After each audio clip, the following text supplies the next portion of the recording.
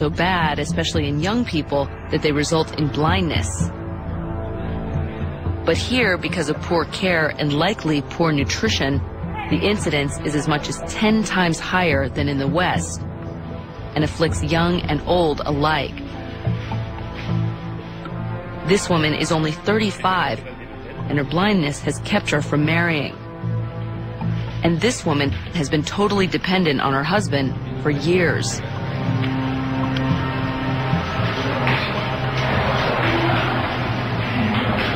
The demand here is enormous, but in North Korea, cataracts are only a small part of the humanitarian nightmare. German physician and human rights activist Norbert Fallerton worked for over a year in North Korea.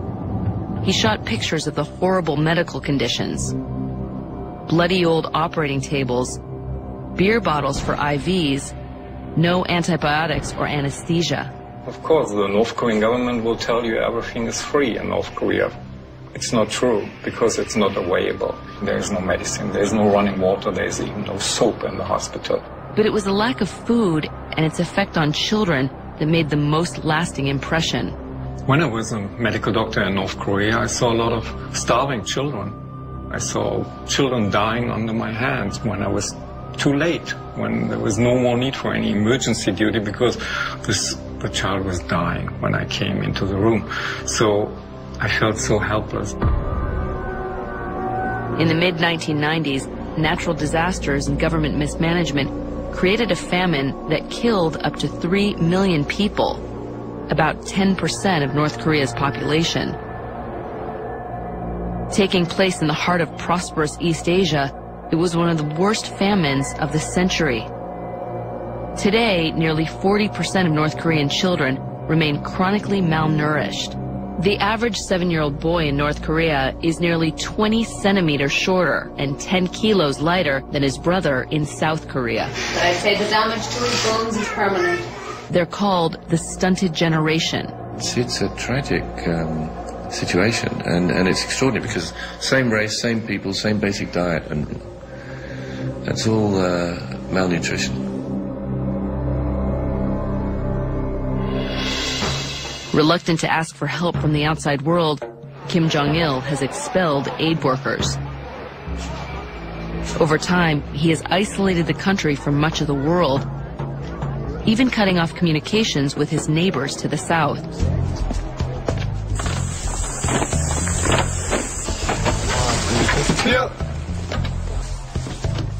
This room on the DMZ is one of the few places set up for meetings between the North and South Koreans. One door opens to the south and the other to the north. They hold hands to keep from being pulled over the border. Both sides have access.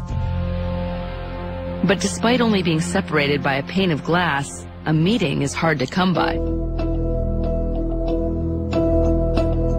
Simply trying to get a message across the border reveals how much relations have broken down.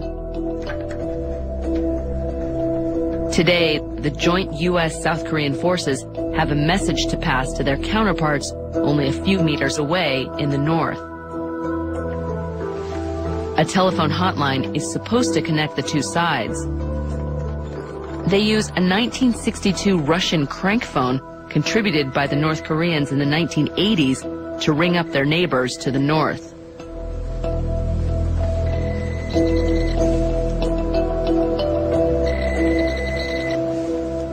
Apparently, it's not a good day to call North Korea. But there is a foolproof method to get their message across. Pick up the phone. We have a message to pass. 전달할 통지문이 있으니 전화를 받아주시기 바랍니다.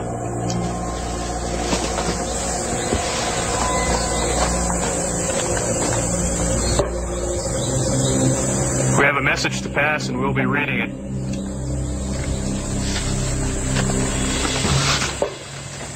전달할 통지문을 지금부터 읽겠습니다.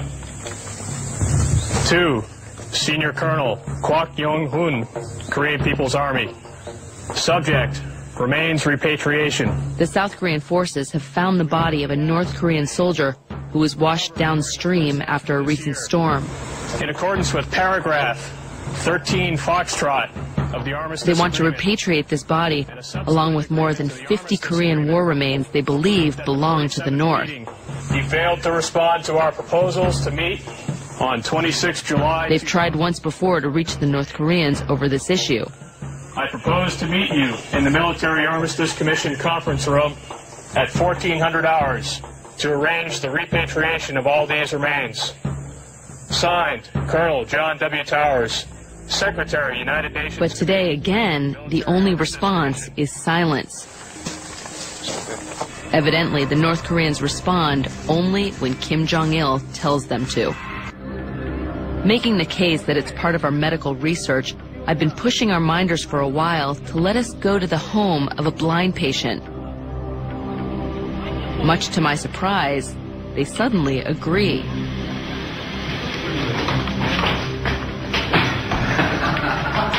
The blind woman lives in a 6th-floor apartment in the heart of Pyongyang.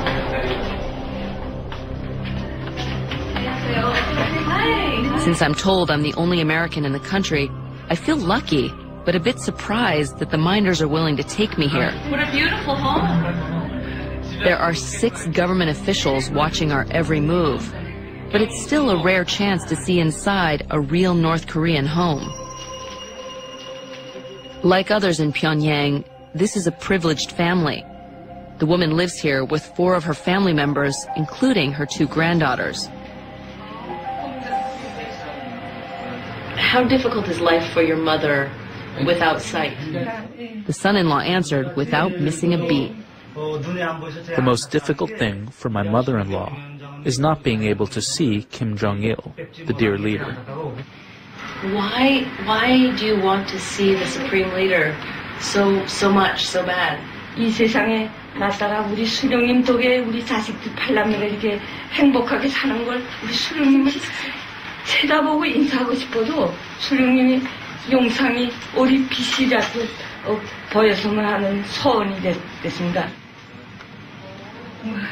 She was obviously moved, but what surprised me was so was everyone else. This party official is crying. Even this government minder. 어머니 말씀드려서 눈물이 나는데 나라가 없고 장군님 안 계신다면 우리는 다 죽을 목숨을 하는 거예요.